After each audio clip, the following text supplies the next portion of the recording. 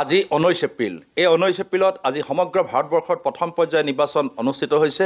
এই নিৰ্বাচনত আজি আমাৰ ডিব্ৰুগড় লোকসভা সমষ্টিৰ ইয়াতে প্ৰথম পৰ্যায়ত আজি ভোট গ্ৰহণ অনুষ্ঠিত হৈছে। সেয়েহে মই সকলো নৱ ভোটদাতাসকলেই হওক বা আমাৰ জ্যেষ্ঠসকলেই হওক, যুৱ বন্ধুসকলেই হওক, আই মাতৃসকলেই হওক, সকলোৱে যাতে ঘৰৰ প্ৰতিগৰাকী ভোটদাতাই আহি নিজৰ ভোটদান প্ৰক্ৰিয়াত অংশগ্ৰহণ কৰি ভোটাধিকাৰ সাব্যস্ত কৰিবৰ কাৰণে মই অনুৰোধ জনাইছোঁ।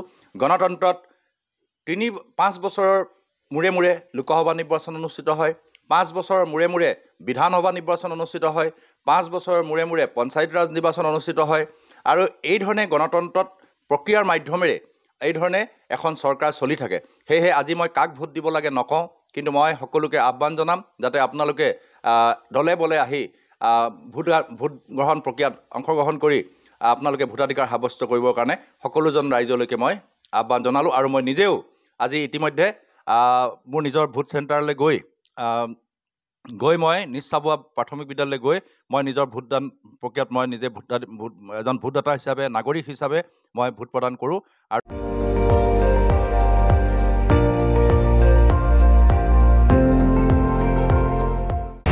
আপুনি চাই আছে ND24, সৰ্বশ্ৰেষ্ঠ নহয় সৰ্বোত্তমৰ দৌৰ।